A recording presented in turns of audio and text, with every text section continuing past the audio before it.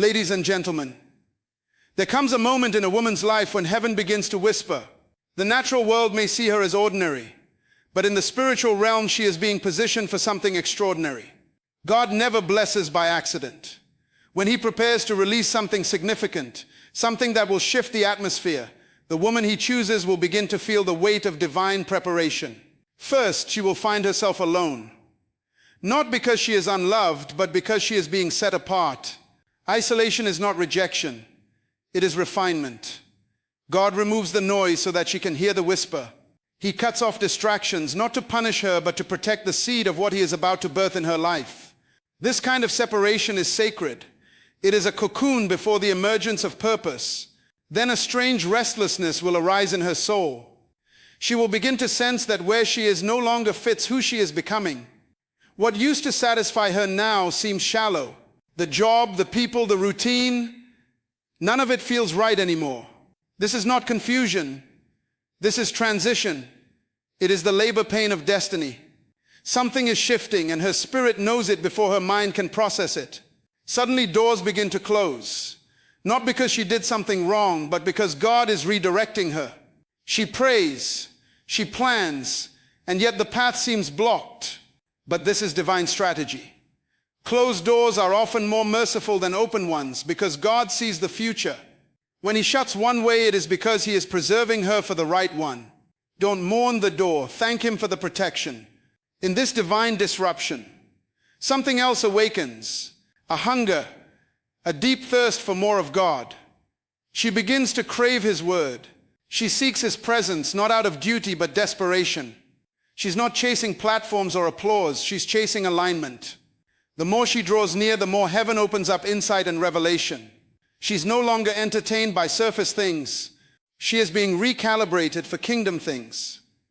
But with this increase in hunger comes an increase in warfare. Suddenly all hell seems to rise against her.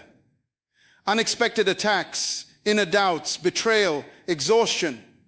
The enemy fights what he fears. And what he fears most is a woman who knows her calling and refuses to bow. The enemy sees the oil being poured and he panics. But resistance is proof of relevance.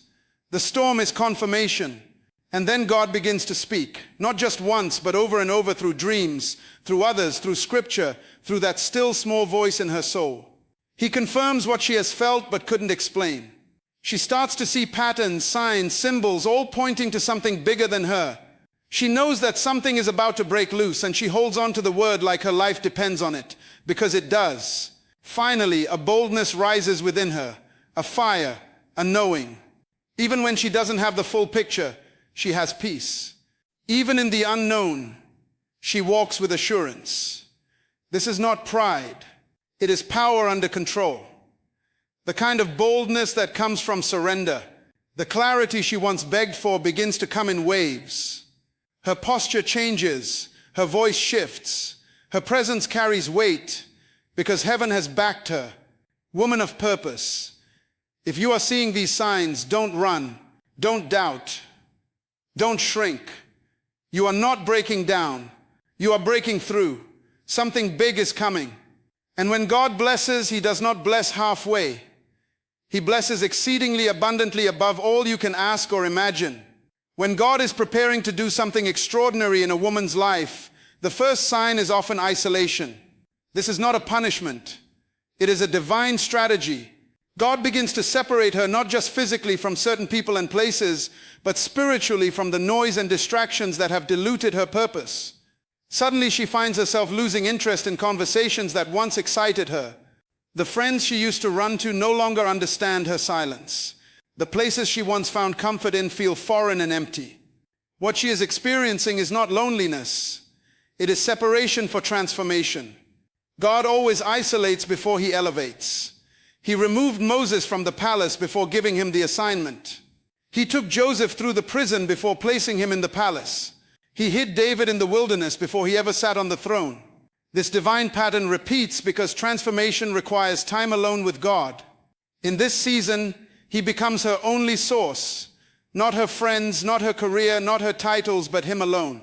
She learns to lean into His voice like never before. She starts to discern His presence in the quiet moments. And it is there that she begins to understand who she really is. In isolation, distractions are removed and clarity is restored. God reveals things to her about herself that she never saw when she was surrounded. That he begins to strip her of the false layers she wore to survive. Layers of approval, fear, insecurity, and comparison. And as those layers fall away, she is introduced to the woman she was always meant to be. This is a sacred season. Painful, yes, confusing often, but it is holy. Because before God gives her something big, he must first make sure she can carry it. And for that, he needs her undivided attention. When a woman is on the verge of a divine shift, God doesn't start with the spotlight, he begins with silence. He calls her away quietly, gently, but intentionally. People start to drift. Conversations dry up. Invitations stop coming. And though she may try to hold on, she feels something pushing her into solitude. It's not abandonment, it's alignment. God removes her from the crowd because what he's about to deposit in her cannot be exposed to noise. The deeper the calling, the greater the isolation. He's not trying to hurt her, he's trying to protect what he's planting within her. In this season, she begins to feel misunderstood. Even those closest to her can't seem to connect the way they used to. It's like she's speaking a language no one else understands. That's because God is downloading a new language of purpose, identity, and calling into her spirit. Her appetite shifts. She's no longer satisfied with surface-level relationships or empty conversations. Her soul is craving something deeper, something eternal. And though she may feel like she's losing everything, what she's really gaining is herself. This is the wilderness that produces wisdom, the secret place where heaven begins to reintroduce her to herself. She cries more, prays harder, listens longer, and in that quiet place, God reveals hidden wounds, breaks old patterns, and heals her identity. It's in isolation that her ears open, her spirit sharpens, and her faith deepens. This is the kind of silence that births power. The world may not see her, but heaven is watching closely. She is being carved, refined, and stretched. This is not the end. It's the preparation for a new beginning before God brings her into rooms of influence and blessing. He brings her into a season where the only voice she follows is his.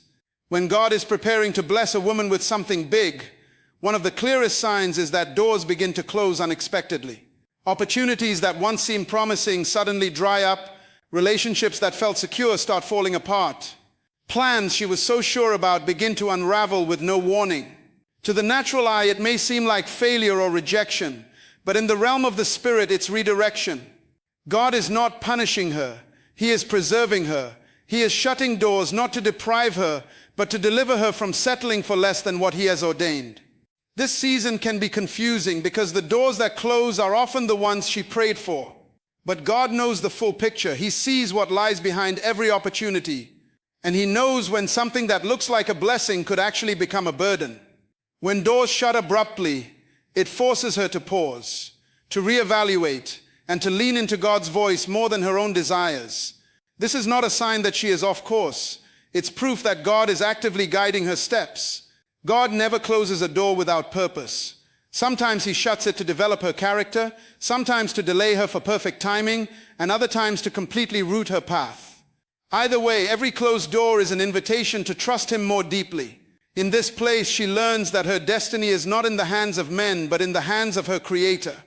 The job she lost, the connection that ended, the opportunity that slipped away, they were never the source.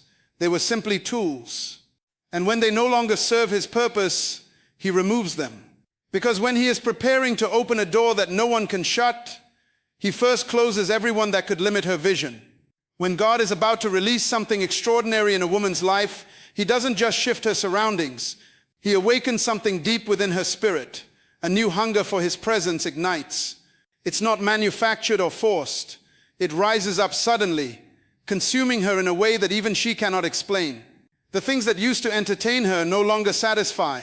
The conversations that once held her attention now feel empty. There's a divine pull, strong, undeniable, drawing her into the secret place. She craves stillness, longs for worship, and finds herself searching the scriptures not out of obligation, but desperation. This hunger is not ordinary. It is a divine invitation. It is the Spirit of God stirring her to come closer, to go deeper, to walk beyond the veil. And the more she responds, the more He reveals. In this season, she begins to discern the difference between religion and relationship. She no longer chases routine, she chases encounter. It is in this pursuit that she begins to hear God more clearly, sense Him more intimately, and see herself more accurately. Her prayer life begins to shift.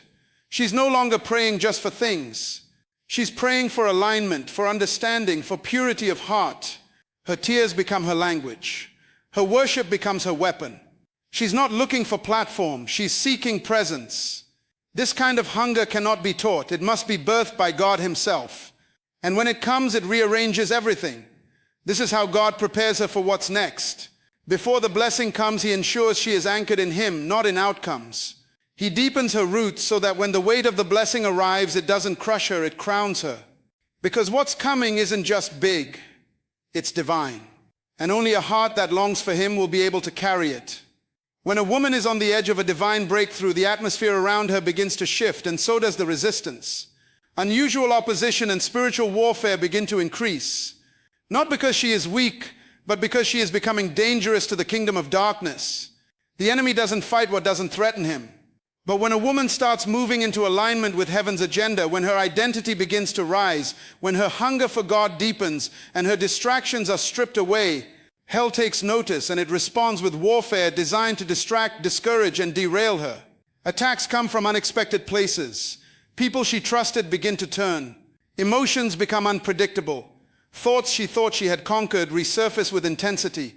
Her sleep is disturbed. Her peace feels attacked. Her progress feels slowed. But none of this is random. It's strategic. It is the enemy sensing that something powerful is about to be birthed through her life. And like Pharaoh trying to destroy the deliverer before Moses was grown, the enemy launches an assault before the manifestation arrives. But here's the truth. Spiritual warfare is not a sign of defeat. It is often the greatest confirmation that she is exactly where she needs to be. The pressure is proof of purpose. The intensity is a sign of the impact she's about to make. And though the battle may rage around her, she is not fighting alone. Heaven has already gone before her. The angels have been assigned. The Spirit of God within her is greater than anything that comes against her. This warfare is not to destroy her, it is to develop her. It is strengthening her discernment, sharpening her prayer life, anchoring her faith, and preparing her for the weight of the glory she's about to carry. What the enemy meant for harm, God is using for promotion. Because a woman who overcomes the fire cannot be stopped when she steps into the promise. When God is preparing to release something significant into a woman's life, He doesn't leave her without guidance. He begins to send prophetic confirmation, not just once, but repeatedly through unexpected people, through sermons, through dreams, through scriptures that seem to leap off the page. God begins to echo His intentions until her spirit can no longer deny it. These confirmations are not coincidences. They are divine signals. It is God's way of saying, I'm speaking and I want you to pay attention. She might be in a season of uncertainty, questioning the direction of her life, unsure if what she feels in her heart is truly from God. Then suddenly someone speaks a word that mirrors her private prayers. A message finds her at the exact moment she needs it. A dream aligns with the vision she's been hiding inside. This repetition is not random, it is intentional. God knows that when the weight of destiny is heavy, the mind can be clouded by fear. And so He speaks over and over to bring clarity and courage. Each confirmation becomes a thread in the tapestry of her faith. The more she hears it, the more her confidence grows. She begins to recognize the voice behind the voice. It's not the person speaking. It's God using vessels to remind her that she's not making this up. He's revealing pieces of the picture before He unveils the full masterpiece. And with each word, each sign, each prompting, her spirit begins to align more boldly with His will. These prophetic confirmations are not to be idolized, but they are to be acknowledged. They are breadcrumbs leading her into deeper obedience. God doesn't confirm what doesn't carry purpose. So when the signs keep showing up, when the word keeps being repeated, when the message won't leave her alone, she must know that heaven is announcing her next chapter before it begins. When God is about to bless a woman with something big, there comes a moment when everything within her begins to align with heaven's intention, and suddenly an unshakable boldness and clarity emerges. It doesn't come from external validation. It doesn't come from perfect circumstances. It rises from a place deep within her spirit where fear has been replaced by revelation. She may still be walking through uncertainty, but something inside her is certain. She doesn't have all the answers, but she has the assurance, and that assurance gives birth to a quiet strength that cannot be shaken. This boldness is not arrogance, it is authority. It is the result of submission, surrender, and silence before God. It is what happens when a woman has wrestled in prayer, wept in worship, and weighed in the Spirit and come out on the other side with vision. She starts to speak differently, walk differently, and make decisions with conviction. She no longer second guesses her worth or her calling. The opinions of others lose their power because she has heard the voice of her Father, and that voice has settled her soul. With this clarity comes focus. Distractions lose their grip. She stops chasing what isn't aligned. She stops explaining herself to people who are never assigned to understand her. She begins to build, create, move, and act because she finally sees what God has been showing her all along. She no longer waits for perfect conditions. She steps out in faith because she knows the ground beneath her feet is the moment where heaven's preparation meets her obedience. Her courage isn't loud, but it's unmovable. Her decisions are no longer based on fear, but on purpose. And once a woman reaches this place, no storm, no critic, no delay can stop what God is about to release through her life. So when a woman begins to see these signs, divine isolation, closed doors, a burning hunger for God's presence, increased warfare, prophetic confirmations, unusual boldness, and unshakable clarity, she must understand heaven is announcing her next season. These are not coincidences. They are divine markers that she is being positioned for something far greater than she imagined. God is not just preparing a blessing for her, He is preparing her for the blessing. And when He blesses, He does not bless halfway. He blesses in full, pressed down, shaken together, running over. This is the time to stay focused. This is the time to protect her spirit, guard her mind, and walk closely with the one who called her. Because what's coming will require her to carry influence, favor, wisdom, and responsibility. It will demand maturity, discernment, and strength. And God in His mercy is making let every sign be a reminder. She is not forgotten, overlooked, or delayed. She is becoming the woman who can handle what God is about to release, becoming the vessel through which heaven will move. And when the time is right, when the process has done its work, when her heart is aligned with His, God will reveal what He's been working on all along, and it will be big. Not for her glory, but not for her comfort, but for His kingdom. Because when God blesses a woman, it's never just about her. It's about everyone she will touch, lift, and lead. As a result, the world better get ready because she's not waiting for permission. She's been chosen and her time is near.